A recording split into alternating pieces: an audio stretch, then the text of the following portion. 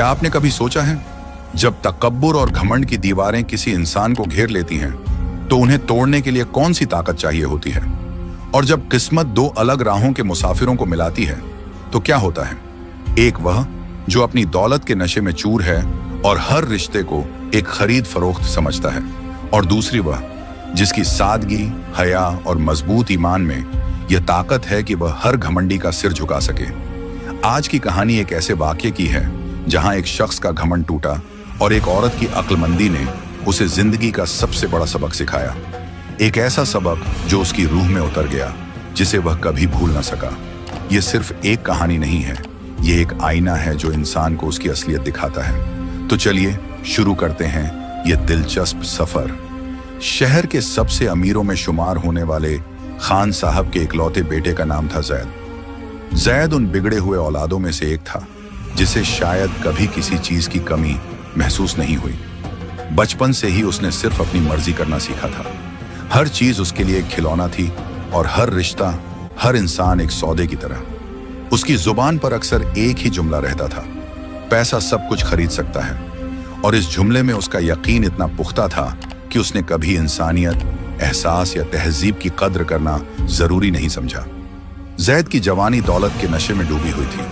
महंगी गाड़ियां, ब्रांडेड कपड़े, प्राइवेट पार्टियां और बेवजह की मस्ती उसकी जिंदगी का केंद्र थे। लड़कियां उसके लिए एक नया गेम, एक नया चैलेंज थी। जो लड़की उसकी दौलत या शक्ल पर मर मिटे, वह उसकी नजर में बेकार थी, मगर जो उसे नजर उठाकर भी ना देखे, वह उसके लिए एक जुनून बन जाती थी। जैद का घमंड उसे हर उस चीज के पीछे दौड़ने पर मजबूर कर देता था जो उसकी पहुंच से बाहर लगे। इसी शहर के एक और हिस्से में एक सीधी साधी, मेहनत और इज्जत से अपनी जिंदगी गुजारने वाले परिवार में एक लड़की रहती थी। नाम था जारा। जारा नाम की तरह ही न सिर्फ हुस्ने सूरत की मलिका थी, बल्कि उसकी सीरत भी बेमिसाल थी। उसके चेहरे में एक नूरानियत थी जो उसके अंदर की पाकीज़गी और हया को जाहिर करती थी। जारा नेक, शरीफ और अपने उसूलों की पक्की थी। उसने अपने वालिदैन से जिंदगी के सही उसूल सीखे थे: इज्जत, कद्र, सब्र और अल्लाह पर मुकम्मल यकीन। वह जानती थी कि असल दौलत माल नहीं, बल्कि अच्छा अखलाक और मजबूत ईमान है। वह कॉलेज जाती थी और अपनी पढ़ाई पर तवज्जो देती थी। दुनिया की चमक धमक से उसे कोई सरोकार नहीं था। एक दिन जैद की नजर झारा पर पड़ी। वह अपनी स्पोर्ट्स कार में शहर की एक पॉश रोड से जा रहा था। जब उसने झारा को कॉलेज से निकलते देखा, वह अपनी सहेली के साथ चल रही थी। सिर पर दुपट्टा, नजरें नीची और चेहरे पर एक पुरसुकून मुस्कान। जैद ने हजारों खूबसूरत लड़कियां देखी थीं, मगर झारा जैसा नूर और सच्चे मायनों में हया वाला चेहरा उसने पहली बार देखा। उसका घमंडी दिल एक पल के लिए रुक गया और उसके दिमाग में सिर्फ एक ही ख्याल आया: इसको हासिल करना है हर हाल में। उसी दिन से जैद जारा के पीछे पड़ गया। पहले तो उसने अपने दोस्तों के जरिए उसके बारे में मालूमात इकट्ठा की। जब उसे पता चला कि वह एक शरीफ और नेक परिवार से है, तो उसकी जिद और बढ़ गई। वह जारा को हर रोज कॉलेज के गेट पर या उसके घर के पास इंतजार करता। कभी अपनी महंगी गाड़ी में उसके सामने से गुजरता, कभी अपने दोस्तों से उसे बुलवाने की कोशिश करता। मुझसे बात करो, मेरी गाड़ी में बैठो, क्या चाहिए तुम्हें? पैसा, दौलत, शोहरत, जो बोलो वह मिलेगा। जैद के यह जुमले झारा के लिए उसकी बेगैरती का सबूत थे। झारा ने शुरू में उसे नजरअंदाज किया। जब वह फिर भी बाज ना आया, तो उसने नरम लहजे में उसे मना किया। आपसे गुजारिश है जैद साहब, मेरी इज्जत करें, मैं ऐसे लड़कों में से नहीं हूं। लेकिन जैद, जो कभी ना सुनने का आदी नहीं था, उसकी इस इनकार को अपनी और ज्यादा मेहनत करने का इशारा समझ बैठा। वह उसे और ज्यादा तंग करने लगा। कभी उसके रास्ते में आ जाता, कभी उसके घर के बाहर घंटों खड़ा रहता। उसके एसएमएस और कॉल्स की तादाद बढ़ गई थी। झारा बहुत परेशान थी, लेकिन उसने अपने घर वालों को बताना मुनासिब नहीं समझा, इस डर से कि कहीं कोई बड़ा मसला ना खड़ा हो जाए। वह जानती थी कि जैद कितना असर और रसूख वाला है। जैद का जुनून अब और भी गहरी शक्ल अख्तियार कर चुका था। झारा की हर नफरत, हर इनकार उसके घमंड को और भटका रहा था। वह सोचता था कि यह लड़की सिर्फ उसे दिखाने के लिए ऐसा कर रही है, ताकि वह उसकी कद्र करे। उसने झारा को अपनी ट्रॉफी बना लिया था। एक दिन जब झारा कॉलेज से लौट रही थी और एक सुनसान गली से गुजर रही थी, शायद शॉर्टकट लेने की गलती कर बैठी थी। जैद अपनी गाड़ी लेकर वहां पहुंच गया। वह गाड़ी से उतरा और झारा के रास्ते में खड़ा हो गया। झारा, अब और नहीं। तुम कब तक मुझसे भागती रहोगी? हर चीज की हद होती है। तुम्हें क्या लगता है तुम कितनी देर तक मुझे इनकार कर पाओगी? मेरी दौलत, मेरी शक्ल, मेरा असर, कौन सी लड़की है जो इन सबको ठुकरा सकती है? जैद के चेहरे पर एक अजीब सी मुस्कुराहट थी जिसमें घमंड और जुनून साफ झलक रहा था। झारा के सब्र का पैमाना अब लबरेज हो चुका था। उसकी आंखों में खौफ नहीं बल्कि गुस्सा और नफरत थी। उसने कदमों को वहीं रोक लिया। जैद साहब, आप अपनी दौलत और अपनी शक्ल पर कितना ही घमंड कर लें, लेकिन याद रखें, हर चीज बिकती नहीं है और इज्जत और तहजीब किसी बाजार में नहीं मिलती, वह कमाई जाती है, उसने गुस्से में कहा। जैद को उसकी यह बेबाकी हजम नहीं हुई। उसके लिए यह झारा की आखिरी हद थी। उसने एक पल भी नहीं सोचा और झारा का हाथ जबरदस्ती पकड़ लिया। बस बहुत हो गया तुम्हारा नखरा, अब तुम्हें मेरी बात सुननी ही पड़ेगी। उसने झारा का हाथ इतनी जोर से पकड़ा कि झारा को दर्द महसूस हुआ। झारा ने एक लम्हे के लिए भी न सोचा। उसके अंदर की शेर दिल औरत जाग उठी थी। उसने अपनी पूरी ताकत इकट्ठी की और अपना हाथ छुड़ाते ही जैद के गाल पर एक जबरदस्त थप्पड़ दे मारा। वह थप्पड़ सिर्फ जैद के गाल पर नहीं लगा था, वह उसके घमंड, उसकी दौलत के नशे और उसके बेगैरत वजूद पर पड़ा था। जैद हैरत से अपनी आंखों में गुस्सा और बेइज्जती लिए झारा को देखता रह गया। उसके गाल पर झारा की उंगलियों के निशान साफ उभर आए थे। झारा का सांस तेज हो गया था, मगर उसकी आंखों में अब खौफ नहीं बल्कि एक अजीब सा सुकून था। उसने एक पल और जाया नहीं किया और वहां से तेज कदमों से चल दी। जैद वहीं खड़ा रह गया। उसके कानों में अब भी उस थप्पड़ की गूंज थी। जिंदगी में पहली बार किसी ने उसे इतनी बुरी तरह जलील किया था और यह वह लड़की थी जिसे वह अपनी दौलत से खरीदना चाहता था। उस थप्पड़ ने उसके दिमाग में एक नया जुनून पैदा कर दिया। अब झारा को हासिल करना सिर्फ उसकी ख्वाहिश नहीं थी, यह उसके लिए अपनी इज्जत बहाल करने का सवाल बन गया था। झारा, तुमने मुझ पर हाथ उठाया है, अब मैं तुम्हें हासिल करके रहूंगा और फिर तुम्हें पता चलेगा कि जैद खान से टकराने का क्या अंजाम होता है। उसने दिल ही दिल में कसम खा ली। जैद के गाल पर लगा वह थप्पड़ सिर्फ एक निशान नहीं था, वह उसके घमंड और अना, ईगो पर एक गहरा जख्म था। जिंदगी में पहली बार किसी औरत ने उसे इतनी बुरी तरह जलील किया था, और वह भी वह लड़की जिसे वह अपनी दौलत की नुमाइश से खरीदना चाहता था। उसका दिमाग गुस्से और इंतकाम की आग में जल रहा था। उसने मुझ पर हाथ उठाया, उस झारा ने, अब मैं उसको हासिल करके रहूंगा और फिर उसको उसकी जगह बताऊंगा, उसने खुद से कहा। यह अब मोहब्बत का नहीं बल्कि अना का सवाल बन गया था। वह झारा को सिर्फ अपनी बीवी नहीं, अपनी घमंड की अलामत बनाना चाहता था। घर लौटकर जैद ने अपनी माँ बेगम सलमा खान और अब्बू खान बहादुर से बात की। वह जानता था कि अगर वह ज़ारा की बेइज्जती का जिक्र करेगा तो उसके वालिदैन कभी उस रिश्ते को कबूल नहीं करेंगे, इसलिए उसने एक नया अंदाज अपनाया। अम्मी, अब्बू, मैं किसी लड़की को पसंद करता हूँ, उसने मुस्कुराते हुए कहा। वह लड़की, वह बहुत मुख्तलिफ है। उसकी सादगी, उसका हुस्न और उसकी हया ने मेरा दिल छू लिया है। मैं उसके बिना रह नहीं सकता। मैं उससे शादी करना चाहता हूँ। बेगम सलमा खान और खान बहादुर, जो अपने बेटे को इतना सीरियस कभी नहीं देखा था, थोड़े हैरान हुए लेकिन खुश भी हुए। उन्हें लगा कि शायद उनका बिगड़ा बेटा अब सुधरने लगेगा। कौन है वह लड़की? बेटा किस खानदान से है? बेगम सलमा ने मुस्कुराते हुए पूछा। जैद ने झारा का नाम और उसके खानदान के बारे में बताया। खान बहादुर ने थोड़ी तहकीकात कराई और पता चला कि खानदान शरीफ और नेक है। अगरचे उनकी दौलत खानों जितनी नहीं थी, लेकिन अपने बेटे की खुशी के लिए उन्होंने रिश्ता भेजने का फैसला किया। अगली सुबह बेगम सलमा खान और कुछ रिश्तेदार ज़ारा के घर रिश्ता लेकर गए। ज़ारा के वालिदैन, जिन्होंने अपनी बेटी की परवरिश बड़े नाजो अदब से की थी, खानों के रिश्ते से हैरान रह गए। उन्हें समझ नहीं आ रहा था कि इतने बड़े और अमीर खानदान का रिश्ता उनकी बेटी के लिए क्यों आया है। जब उन्होंने ज़ारा को बुलाया और रिश्ते के बारे में बताया तो ज़ारा के चेहरे पर एक पल के लिए खौफ और फिर एक गहरी उदासी छा गई। उसने जैद की हरासमेंट और थप्पड़ वाले वाक़े का जिक्र अपने वालिदैन से नहीं किया था, सिर्फ इसलिए कि उन्हें परेशान न करे। लेकिन अब जब जैद ने शादी का रिश्ता भेजा था, ज़ारा के दिल में सिर्फ नफरत और गुस्सा था। अम्मी, अब्बू, मैं यह रिश्ता कबूल नहीं कर सकती, ज़ारा ने साफ लफ्जों में कहा। उसके वालिदैन ने उसे समझाने की कोशिश की, बेटी, खान साहब का खानदान शहर का सबसे बड़ा खानदान है। जैद खुद भी हैंडसम है और उनका इकलौता बेटा है। तुम्हें किसी चीज की कमी नहीं होगी। मगर ज़ारा अपने फैसले पर अडिग थी। उसने पोलाइटली मगर फर्म अंदाज में इनकार कर दिया। बेगम सलमा खान और उनके रिश्तेदारों को ज़ारा के इनकार से हैरानी हुई। उन्होंने सोचा कि शायद ज़ारा अपनी हैसियत का अंदाजा नहीं कर पा रही है। वे लौटकर जैद के पास गए और इनकार की खबर दी। जैद का घमंड टूट गया, मगर उसका जुनून और बढ़ गया। इनकार? वह ज़ारा मुझे इनकार कर सकती है? उसके लिए यह बात नाकाबिले यकीन थी। उसने अपने वालिदैन पर और दबाव डाला। अम्मी, अब्बू, ये रिश्ता मेरे लिए बहुत जरूरी है। आप फिर से जाएं, उन्हें समझाएं।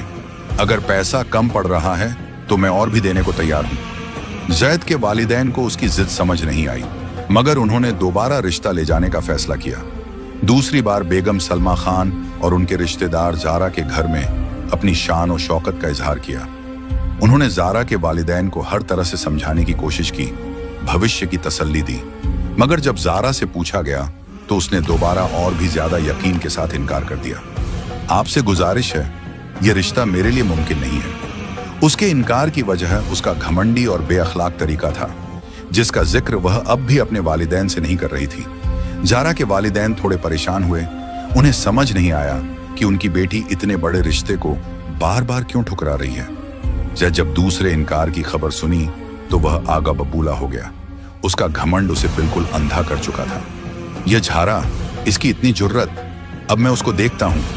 उसने अब कुछ और हदें पार करने का फैसला किया। उसने अपने सियासी असर और रसूख का इस्तेमाल शुरू किया। ज़ारा के वालिद के बिजनेस में कुछ छोटे मोटे मसले पैदा करवाए। सोशल सर्कल में ज़ारा के खानदान की हल्की फुल्की बदनामी की बातें फैलवाईं। उसका मकसद ज़ारा और उसके खानदान को इतना मजबूर करना था कि वे उसकी शर्तें मान लें। ज़ारा के वालिदैन ने जब जैद के असर और रसूख का सामना किया और उन्हें हालात की शिद्दत का एहसास हुआ तो वे ज़ारा के पास गए। बेटी, हमें लगता है कि तुम्हें यह रिश्ता कबूल कर लेना चाहिए। जैद बहुत जिद्द में है और हम उसके असर और रसूख का मुकाबला नहीं कर सकते। अगर यह बात और आगे बढ़ी तो हमारे खानदान की इज्जत पर आंच आ सकती है। वह तुम्हें कभी सुकून से रहने नहीं देगा। उनकी आंखों में फिक्र और बेचारगी थी। ज़ारा ने अपने वालिदैन की परेशानी देखी। वह जानती थी कि जैद किस हद तक जा सकता है। उसने आंखें बंद की और गहरी सांस ली। शायद उसने अपनी किस्मत पर भरोसा करना सीख लिया था, या शायद उसके दिमाग में कोई और ही मंसूबा बन रहा था। एक ऐसा मंसूबा जिससे वह जैद को उसकी असली जगह दिखा सके। उसने अपने दिल में कोई खास जज्बात या पसंद नहीं पाले थे, बल्कि यह उसकी अक्ल और सब्र का इम्तिहान था। उस रात उसने बहुत सोचा, इस्तिखारा किया और अल्लाह से मदद मांगी। तीसरी बार जब जैद के वालिदैन ने ज़ारा के घर रिश्ता भेजा तो ज़ारा ने एक खामोश फैसला कर लिया था।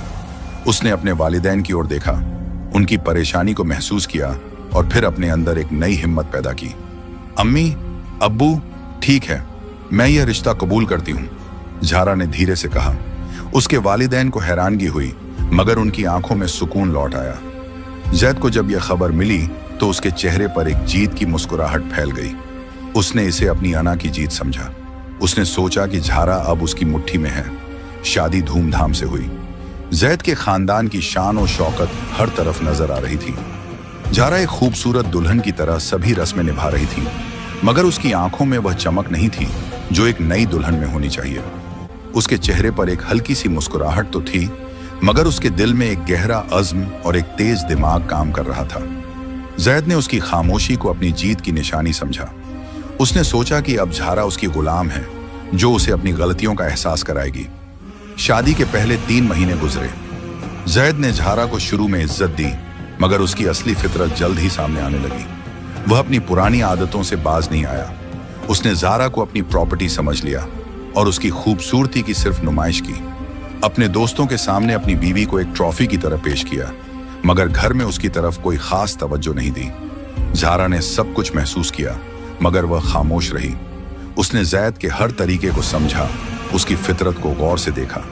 वह सब्र कर रही थी, क्योंकि उसका मकसद सिर्फ शादी करना नहीं था, बल्कि जैद को वह सबक सिखाना था जो उसकी दौलत कभी नहीं खरीद सकती थी। और फिर वह दिन भी आ गया। शादी के ठीक 3 महीने बाद जैद फिर से अपनी पुरानी हरकतों पर उतर आया। उसने एक और लड़की से इश्क लड़ाना शुरू कर दिया था। रातों को देर से घर आता, झूठे बहाने बनाता और अक्सर गायब रहता। झारा को उसके बदलते रवैया का एहसास हो गया था। उसने चुपके से जैद पर नजर रखना शुरू कर दी। उसने जैद की उस नई गर्लफ्रेंड के बारे में मालूमात इकट्ठी की, उसकी लोकेशंस पता की। झारा अब सिर्फ सब्र नहीं कर रही थी, वह होशियारी से हर चीज को रिकॉर्ड कर रही थी, हर सबूत को जमा कर रही थी। उसने यह सब कुछ बहुत खामोशी और आराम से किया। जैद को जरा भी शक नहीं हुआ। एक रात जैद ने झारा से झूठ बोला कि वह बिजनेस ट्रिप पर जा रहा है। झारा जानती थी कि वह झूठ बोल रहा है। उसने जैद का पीछा किया और उसे एक फैंसी रेस्टोरेंट में उसकी नई गर्लफ्रेंड के साथ हंसी खुशी इश्क लड़ाते हुए पकड़ लिया। जैद जैसे ही झारा को अपने सामने देखा तो घबरा गया। उसका रंग उड़ गया। उसकी नई गर्लफ्रेंड भी हैरान रह गई। झारा वहां खड़ी रही, अपने चेहरे पर किसी जज्बात का इजहार लाए बिना। ना गुस्सा, ना रुलाई, ना चीखने चिल्लाने का नामो निशान, सिर्फ एक गहरी खामोशी। जैद ने सोचा कि शायद झारा अब रोएगी या चिल्लाएगी या घर में तमाशा करेगी, मगर झारा ने ऐसा कुछ नहीं किया। उसने सिर्फ जैद की आंखों में देखा, एक गहरी मतलबी सी नजर से जो जैद को उसकी रूह तक चीरने लगी। झारा ने एक पल भी जाया नहीं किया। उसने अपनी जेब से वह डॉक्यूमेंट निकाला और जैद के सामने रख दिया। जैद साहब, झारा ने एक पुरसुकून मगर पत्थर जैसी आवाज में कहा, आपने सोचा कि आप मेरी जिंदगी से खेल सकते हैं, मगर आपको शायद मालूम नहीं कि कुछ लड़कियां गुस्सा या रुलाई करने की बजाय दिमाग से काम लेती हैं। उसने उस डॉक्यूमेंट की ओर इशारा किया। यह तलाक के कागज नहीं है, यह आपकी जिंदगी का सबसे बड़ा सबक है, जो आपको आपकी दौलत और घमंड की असल कीमत बताएंगे। जैद हैरान और खौफजदा होकर उस डॉक्यूमेंट को पढ़ने लगा। जो कुछ उसमें लिखा था उससे जैद के पैरों तले जमीन खिसक गई। झारा ने एक ऐसा जाल बुना था, एक ऐसा सबक तैयार किया था जो जैद को जिंदगी भर कभी भूलने नहीं देगा। उसने जैद को उसकी असली जगह दिखा दी थी, उसकी अना को कुचल दिया था और उसे उसकी दौलत और घमंड की असल हैसियत समझा दी थी, एक ऐसे तरीके से जो उसने कभी सोचा भी नहीं था। जैद हैरान और डरा हुआ उस डॉक्यूमेंट को देख रहा था जो झारा ने उसके सामने रखा था। उसका दिमाग सुन्न हो गया था, आंखों के सामने अंधेरा सा छाने लगा था। यह क्या था? यह तलाक का कागज नहीं था, जैसा वह सोच रहा था कि झारा रोते चिल्लाते पेश करेगी। जैद ने कांपते हाथों से वह कागज उठाया। उसका चेहरा सफेद पड़ गया था। उसकी नई गर्लफ्रेंड, जो अब तक जैद की बाहों में बैठी बेफिक्र मुस्कुरा रही थी, अब हैरान और डरी हुई झारा और उस कागज को देख रही थी। जैद ने जब उस डॉक्यूमेंट को पढ़ना शुरू किया तो उसके पैरों तले जमीन खिसकने लगी। यह कोई साधारण कागज नहीं था, यह एक लीगल एग्रीमेंट था जो जैद ने शादी से पहले अपनी जिद और घमंड में किया था। जब झारा के वालिदैन जैद की जिद और दबदबे से परेशान होकर रिश्ता कबूल करने लगे थे, तब झारा ने एक शर्त रखी थी। उसने अपने वालिदैन से कहकर जैद के वालिदैन से गुजारिश करवाई थी कि एक साधारण सा कागज साइन कर लिया जाए, जिसको रिश्ते की मजबूती और आपसी विश्वास का नाम दिया गया था। जैद ने घमंड में चूर होकर उस कागज को पढ़ने की जहमत तक नहीं की और साइन कर दिया। वह सोच बैठा कि यह बस एक रस्म है और झारा जैसी साधारण सी लड़की उससे क्या ले लेगी। लेकिन आज उस कागज ने जैद की असलियत सामने ला दी थी। उस डॉक्यूमेंट के मुताबिक अगर जैद शादीशुदा रहते हुए किसी और औरत से गलत ताल्लुकात बनाए और ज़ारा इसके सबूत पेश कर दे, तो जैद की दौलत का एक बहुत बड़ा हिस्सा, यानी उसकी सबसे बड़ी और कामयाब कंपनी खान इंटरप्राइजेज का 70% हिस्सा ज़ारा के नाम ट्रांसफर हो जाएगा। सिर्फ यही नहीं, उस कंपनी की मैनेजमेंट और बोर्ड ऑफ डायरेक्टर्स में ज़ारा का पूरा अधिकार होगा और जैद बस एक साधारण सा शेयर होल्डर रह जाएगा। यह एग्रीमेंट इतना मजबूत था कि इसे शहर के मशहूर वकीलों और कानूनी माहिरों ने बनाया था और उस पर जैद के हस्ताक्षर, गवाहों और जुडिशियरी की मोहरें मौजूद थीं। जैद घबराकर झारा की तरफ देखने लगा। ये क्या है? तुमने मुझसे ये कब साइन करवाया? ये झूठ है, मैं इसे नहीं मानूंगा। झारा ने गहरी सांस ली। उसके चेहरे पर अब भी कोई जज्बात नहीं थे, बस एक गहरा सुकून और ताकत दिखाई देती थी। वह धीरे से बोली। उसकी आवाज में एक अजीब सी तहजीब और ताकत थी जो जैद ने कभी उसमें महसूस नहीं की थी। याद है जैद साहब, जब आप तीसरी बार रिश्ता लेकर मेरे पास आए थे और मैंने हाँ कह दी थी, आपको लगा था कि मैं मजबूर हो गई हूं या मेरा जिद टूट गया है? नहीं जैद साहब, मैंने उस दिन फैसला कर लिया था कि आपको वह सबक सिखाऊंगी जो आपको जिंदगी भर याद रहेगा। झारा आगे कहने लगी, आप अपनी दौलत और घमंड में चूर थे, है ना? हर चीज को खरीदने की कोशिश करते थे। आपने मुझे भी खरीदने की कोशिश की। जब मैंने आपको थप्पड़ मारा तो आपको अपनी अना पर चोट लगी। तब आप सोचने लगे कि आप मुझे तोड़ देंगे, अपनी गुलाम बनाएंगे।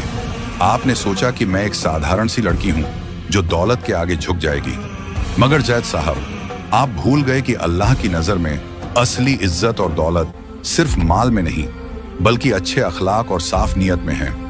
झारा की आवाज में अब हल्का सा दर्द था, मगर उसमें सच्चाई की गहराई भी थी। मैंने आपसे शादी सिर्फ इसलिए कबूल की जज साहब, ताकि आपको वह सबक सिखा सकूं जो शायद आपके वालिदैन भी आपको नहीं सिखा सके। मैंने आपकी हर हरकत को देखा, समझा। आप सोचते रहे कि आप मुझे धोखा दे रहे हैं, मगर मैं चुपचाप सबूत इकट्ठा कर रही थी। उसने अपनी निगाहें जैद के चेहरे पर टिकाईं। आपने सोचा कि यह बिजनेस ट्रिप का बहाना बनाकर आप एक और मासूम लड़की की जिंदगी खराब करेंगे, मगर आपको यह पता नहीं था कि मैं उस दिन से ही आपकी हर हरकत नोट कर रही हूं, और जो डॉक्यूमेंट अब आपके हाथ में है वह आपकी अपनी दस्तखत और नासमझी का नतीजा है। आपने इसे पढ़ने तक की जहमत नहीं की, क्योंकि आपको लगा कि झारा जैसी साधारण सी लड़की कभी इतनी होशियार नहीं हो सकती। जैद का पूरा जिस्म कांप रहा था, उसका दिमाग चकरा गया था। खान एंटरप्राइजेज उसका खानदानी बिजनेस था, जिस पर उसे सबसे ज्यादा घमंड था। अब वह 70% हिस्सा झारा के हाथ में जाने वाला था। यह उसकी जिंदगी की सबसे बड़ी हार थी। वह झारा को जलील करना चाहता था, और झारा ने अपनी होशियारी से उसे उसकी असली औकात दिखा दी थी। जैद ने अपनी नई गर्लफ्रेंड की ओर देखा। वह लड़की अब जैद से दूर हट चुकी थी। उसके चेहरे से घबराहट और घिन झलक रही थी। वह चुपचाप अपनी चीजें उठाकर वहां से चली गई, जैद को उसकी शर्मिंदगी और तबाही के साथ अकेला छोड़कर। झारा ने जैद को आखिरी नजर से देखा। उस नजर में ना कोई ताना था, ना कोई नफरत, बस एक दर्दनाक सच्चाई थी। मुझे आपसे कोई दौलत नहीं चाहिए थी जैद साहब। मैंने शादी से पहले भी इनकार किया था, और अब भी मैं इस रिश्ते को खत्म करना चाहती हूँ, मगर आपकी जिद और बदमाशी ने मुझे ये सब करने पर मजबूर किया। आपको अब एहसास हो गया होगा कि सिर्फ पैसा सब कुछ नहीं होता। इज्जत, अखलाक और अल्लाह का डर असल दौलत है। ये कंपनी, ये दौलत अब अल्लाह की अमानत है, और मैं इसे इंसानियत और नेक कामों में खर्च करूंगी। इसे उस मुकाम तक ले जाऊंगी जहां सिर्फ दौलत नहीं, इंसानी कदरें भी आगे बढ़ेंगी। फिर झारा ने अपने पर्स से एक और कागज निकाला, तलाक के कागज, जिन पर वह पहले ही साइन कर चुकी थी। वह कागज जैद के सामने रख दिए। आपके इस नाजायज ताल्लुकात के सबूत मेरे पास मौजूद हैं, जो अदालत में पेश होंगे। आपको अब तलाक देना ही होगा, और याद रहे, इस कंपनी और इसके शेयर्स में अब मेरा कानूनी हक है। आप ही ने हस्ताक्षर किए थे। झारा जद को उसकी तबाही के कगार पर छोड़कर लौटने लगी। वह एक पुरसुकून मुस्कान के साथ रेस्टोरेंट से बाहर निकली। उसके कदम मजबूत थे और आंखों में आजादी और जीत की चमक थी। वह जैद से कभी कुछ नहीं चाहती थी सिवाय इज्जत और सुकून के, मगर जब जैद ने उसे मजबूर किया तो उसने सब्र, होशियारी और अल्लाह पर भरोसे से जैद को वह सबक सिखाया जो उसकी जिंदगी का सबसे बड़ा इम्तिहान बन गया। जैद वहीं जमीन पर बैठ गया। उसके हाथ में वह कागज थे जो उसकी जिंदगी की सबसे बड़ी हार का ऐलान कर रहे थे। उसका घमंड चकनाचूर हो गया था। उसकी दौलत, जिस पर उसे इतना नाज था, अब झारा के हाथ में थी। झारा, जिसे वह कभी साधारण और कमजोर समझ बैठा था। उसे उस थप्पड़ का दर्द याद आया जो कभी उसके गाल पर पड़ा था, मगर आज यह जख्म उसकी रूह तक उतरा हुआ था। यह सबक वह कभी नहीं भूलेगा। उसकी नींदें उड़ गई थीं, सुकून खो गया था। वह झारा को कभी भूल नहीं सका, ना उस दिन के बाद, ना कभी अपनी पूरी जिंदगी में। उसने अपनी गलतियों की कीमत चुकानी शुरू कर दी थी। जब रेस्टोरेंट से लौटते वक्त झारा की जाती हुई पीठ को बस देखता रह गया, फिर जमीन पर गिरे कागजों की ओर घूरने लगा। उसका सारा घमंड, उसकी दौलत का सारा जोर एक पल में रेत की दीवार की तरह ढह गया था। ये सब कब हुआ? वह झारा, जो साधारण सी कमजोर सी लड़की लगती थी, वह मुझसे ये सब किस तरह करवा ले गई? उसका दिमाग सवालों में उलझ गया था, मगर जवाब बस एक ही था। उसकी अपनी लापरवाही, उसका घमंड और झारा की गहराई तक सोचने वाली ताकत। उस रात जैद घर नहीं गया। वह अपनी कार में बैठा रहा, सुनसान सड़कों पर बैठकर सोचता रहा। झारा के आखिरी अल्फाज और उन कागजों में लिखा हुआ सब कुछ उसके दिमाग में घूम रहा था। जब वह सुबह सुबह थका हारा घर पहुंचा तो चेहरा उतरा हुआ और आंखें नींद और परेशानी से लाल थीं। बेगम सलमा और खान बहादुर ने जब उसे देखा तो हैरान रह गए। जैद चुपचाप सीधा अपने कमरे में गया और अंदर से दरवाजा बंद कर लिया। कुछ ही दिनों में झारा ने कानूनी कार्रवाई शुरू कर दी। जैद को कोर्ट से नोटिस मिलने लगे। जब उसके वालिदैन को यह सब पता चला तो वे सदमे में आ गए। क्या हो गया है जैद? जिस जारा के लिए तुमने हमें परेशान किया उसने तुम्हारे साथ ऐसा क्यों किया? खान बहादुर ने गुस्से और हैरानी में पूछा। जैद ने जब उस पुराने कागज और उसमें अपने हस्ताक्षर के बारे में बताया तो खान बहादुर की आंखें गुस्से और मायूसी से भर आईं। तुमने इतनी बड़ी गलती कर दी जैद, बिना पढ़े कागजों पर साइन कर दिए। तुम्हारी लापरवाही और घमंड ने तो हमारी पूरी इज्जत और दौलत दोनों दांव पर लगा दी। मुकदमा चला तो जैद ने अपने सबसे अच्छे वकील लगाए, मगर झारा ने जो सबूत पेश किए वह लोहे जैसे मजबूत थे। मोबाइल रिकॉर्डिंग, तस्वीरें, पुराने रिश्तों का जिक्र, ड्राइवर और ऑफिस के स्टाफ की गवाही, सब कुछ झारा ने इकट्ठा किया हुआ था। झारा ने जैद के पुराने साथियों और गर्लफ्रेंड्स तक से बयान ले लिए थे, जो अदालत में जैद के खराब किरदार की गवाही देते थे। झारा ने जैद को हर मोर्चे से घेर लिया था और जैद के वकील बेबस हो गए। आखिरकार अदालत का फैसला आया। खान इंटरप्राइजेस के 70% शेयर झारा के नाम कर दिए गए और पूरी मैनेजमेंट का अधिकार झारा को सौंप दिया गया। तलाक भी हो गया। जैद ने अपनी जिंदगी की सबसे बड़ी हार देखी। वह लड़का जो कभी अपनी दौलत और घमंड में चूर था, अब अपनी दौलत से ही महरूम हो गया था। उसके वालिदैन दुख और शर्म में डूब गए थे, क्योंकि उन्होंने कभी जैद को काबू में नहीं किया और अब उसकी बिगड़ी आदतों का अंजाम सामने था। जैद अब खान इंटरप्राइजेस का सीईओ नहीं रहा। वह अब बस नाम का शेयर होल्डर बच गया था, जिसको कंपनी के फैसलों में दखल देने का कोई अधिकार नहीं था। उसकी निजी बैंक अकाउंट्स तक अब झारा के नियंत्रण में थीं। उसकी जिंदगी एक पल में बदल गई थी। जो दोस्त कभी दौलत और रुतबे के चलते उसके आगे पीछे घूमते थे, अब उससे दूर हो गए थे। उसकी नई गर्लफ्रेंड ने भी साथ छोड़ दिया था। वह अब बिल्कुल अकेला रह गया, अपनी गलतियों और बेइज्जती के बोझ तले दबा हुआ। जैद ने पहली बार जिंदगी में मुश्किलें झेली थी। पैसा उसके हाथ से फिसल गया था और इज्जत मिट्टी में मिल गई थी। लोग अब उस पर उंगलियां उठाने लगे थे। माँ बाप तक उससे नाराज थे। उसकी रातों की नींद उड़ गई थी।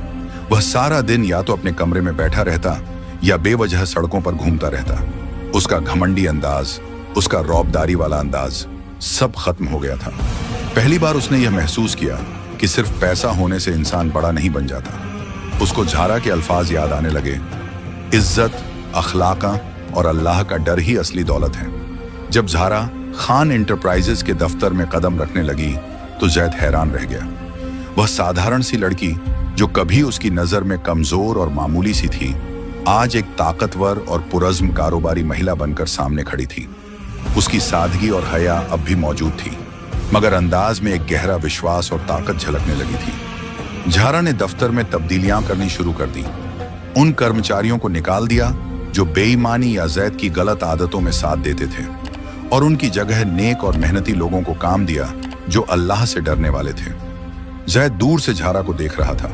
कभी वह सोचता था कि झारा रोएगी, चिल्लाएगी या ड्रामा करेगी, मगर झारा ने अपनी सब्र और होशियारी से उसकी जिंदगी के सबसे बड़े घमंड को तोड़ दिया था। वह थप्पड़ जो कभी जैद के गाल पर पड़ा था, वह तो बस जिस्म का जख्म था, मगर झारा की ताकत और अक्लमंदी ने उसकी रूह तक जख्म किया था। जैद की आंखों में अब शर्मिंदगी और थोड़े से पछतावे का रंग झलकने लगा था। अब वह समझ गया कि अल्लाह ने उसे उसके घमंड और जुल्म का सबक सिखाने के लिए झारा को जरिया बनाया था। लेकिन क्या यह सबक जैद में सच्चे बदलाव का आगाज होगा, या वह बस हालात का शिकार होकर रह जाएगा? यह तो अब वक्त ही बताएगा। झारा ने खान इंटरप्राइजेस का चार्ज संभाल लिया था। उसके लिए यह सिर्फ एक बिजनेस नहीं था, बल्कि यह एक अमानत थी, अल्लाह की अमानत, और उन सारी मासूम लड़कियों की अमानत जिनकी इज्जत जैद जैसे लोगों ने पैसों के जोर पर खरीदने की कोशिश की थी। उसने ऑफिस में कदम रखते ही सबसे पहले एक मीटिंग बुलाई। कंपनी के सीनियर स्टाफ और बोर्ड मेंबर हैरान थे। उन्होंने कभी नहीं सोचा था कि ज़ारा जैसी सीधी सादी लड़की एक दिन उनकी कंपनी की मालिक बनेगी। ज़ारा ने मुस्कुराते हुए मीटिंग की शुरुआत की। उसने एक छोटा सा भाषण किया जिसमें अपनी सोच और उसूल बयान किए। मेरी पहली और सबसे अहम बात यह है कि यह कंपनी अब सिर्फ मुनाफा कमाने के लिए नहीं चलेगी। हमारा मकसद सिर्फ पैसा कमाना नहीं, बल्कि इंसानियत की खिदमत करना और अच्छे अखलाक की मिसाल कायम करना भी होगा। उसने आगे कहा, जो लोग ईमानदारी से और मेहनत से काम करेंगे उन्हें इज्जत दी जाएगी, लेकिन अगर कोई बेईमानी या बदअखलाक तरीके से काम करता पाया गया तो उसके खिलाफ सख्त कार्रवाई होगी, चाहे वह कितना ही पुराना एम्प्लॉय क्यों ना हो। ज़ारा ने सबसे पहले कंपनी के अंदर मौजूद बुराइयों और नाइंसाफियों को दूर किया। जो एम्प्लॉय जैद के लिए गलत काम करते थे या जो बेईमान थे, उन्हें तुरंत निकाल दिया गया। उनकी जगह नेक और तकद्दुस पसंद लोगों को मौका दिया गया, जिन्होंने अपनी ईमानदारी और मेहनत से अपने आप को साबित किया था।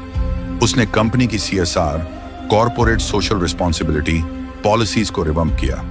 पहले जैद सिर्फ नाम के लिए चैरिटी करता था, मगर ज़ारा ने बाकायदा ज़कात और सदका के लिए एक फंड कायम किया। उसने तालीम, सेहत और गरीबों की मदद के प्रोजेक्ट्स शुरू किए, जिन पर कंपनी के मुनाफे का एक बड़ा हिस्सा खर्च किया जाता था। खान इंटरप्राइजेस की इमेज अब बदलने लगी थी। पहले यह सिर्फ एक अमीर खानदान की कंपनी थी, जहां अक्सर गलत काम होते थे। अब यह एक ऐसी कंपनी बन चुकी थी जहां ईमानदारी, अखलाक और सोशल रिस्पॉन्सिबिलिटी को पहली तरजीह दी जाती थी। ज़ारा ने सिर्फ पैसे का इस्तेमाल नहीं किया, उसने अपनी अक्लमंदी, सब्र और मजबूत ईमान का इस्तेमाल किया। उसने एम्प्लॉयज़ के लिए बेहतर वर्किंग कंडीशंस मुहैया कराईं, उनकी फैमिलीज का ख्याल रखा। एम्प्लॉयज़ का मोराल हाई हो गया और कंपनी की प्रोडक्टिविटी भी बढ़ने लगी। ज़ारा ने नए बिजनेस वेंचर्स शुरू किए जो इस्लाम के हलाल उसूलों पर मबनी थे। उसने interest free financing scheme launch की, इस्लामिक बैंकिंग प्रोडक्ट्स इंट्रोड्यूस किए। कंपनी की रेपुटेशन बढ़ने लगी। सिर्फ चंद महीनों में खान इंटरप्राइजेस ने दोबारा मार्केट में अपनी पुरानी शान वापस हासिल कर ली, मगर अब एक नए अंदाज और नए उसूलों के साथ। लोगों को ज़ारा की मैनेजमेंट पसंद आने लगी। उसका नाम अब शहर में इज्जत और एहतराम के साथ लिया जाता था। ज़ारा ने जैद से कोई इंतकाम नहीं लिया, न ही उसे ज्यादा जलील किया। उसका मकसद सिर्फ जैद को सबक सिखाना था और कंपनी को एक बेहतर मकसद के लिए इस्तेमाल करना था। जब जैद की फैमिली ने ज़ारा से बात करने की कोशिश की तो उसने हमेशा नरमी और तहजीब से जवाब दिया। उसने कभी जैद की गलतियों का ताना नहीं दिया।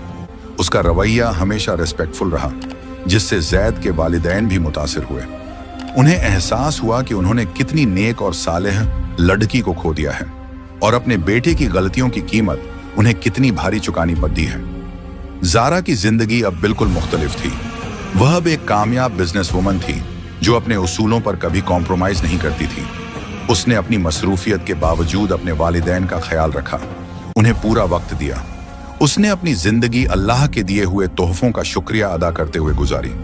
उसने दिखा दिया कि औरत की असल ताकत उसके हुस्न या दौलत में नहीं, बल्कि उसके ईमान, सब्र, अक्लमंदी और अच्छे अखलाक में होती है। जैद ने ज़ारा को हर रोज ऑफिस आते जाते देखा।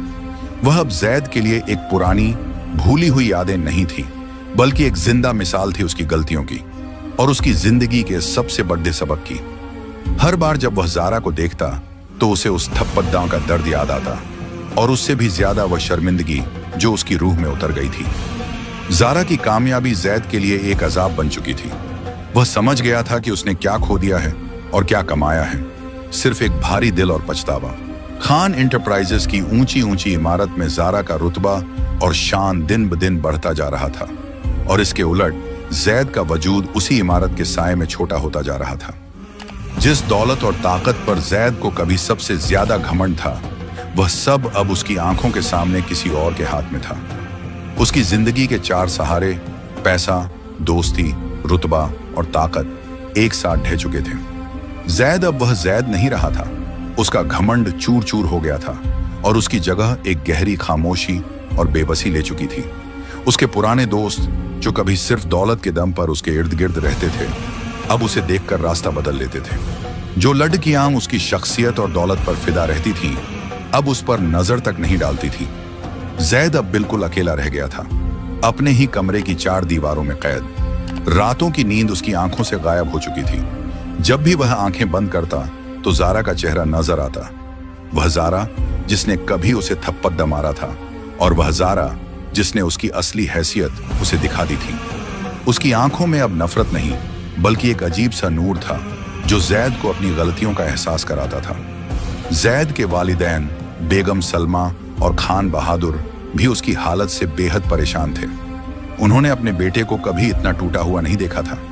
वे उसे समझाने की, तसल्ली देने की कोशिश करते, मगर जैद ने जवाब देना छोड़ दिया था। कुछ दिन तक वह बस चुपचाप बैठा रहा, अपनी गलतियों के बोझ तले दबा हुआ।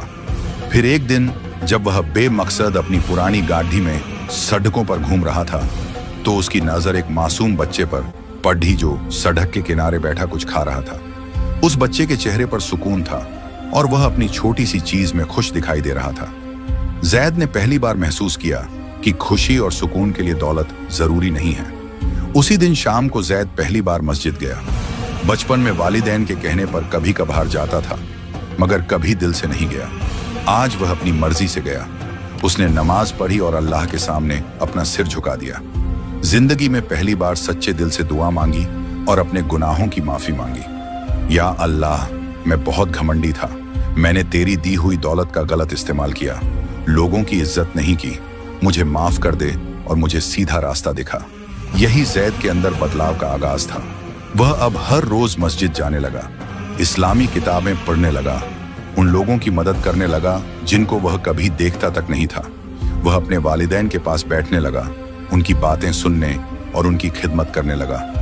खान बहादुर और बेगम सलमा जैद में यह बदलाव देखकर हैरान थे, मगर उनके दिल में एक उम्मीद की किरण जगने लगी थी। एक दिन जैद ने अपनी माँ से कहा, अम्मी, अब मुझे समझ में आया है कि दौलत क्या है और इज्जत क्या है। ज़ारा ने मुझे वह सबक सिखाया है जो शायद मैं पूरी जिंदगी में न सीख पाता। वह ठीक कहती थी कि असल दौलत अच्छा अखलाक और अल्लाह का डर है।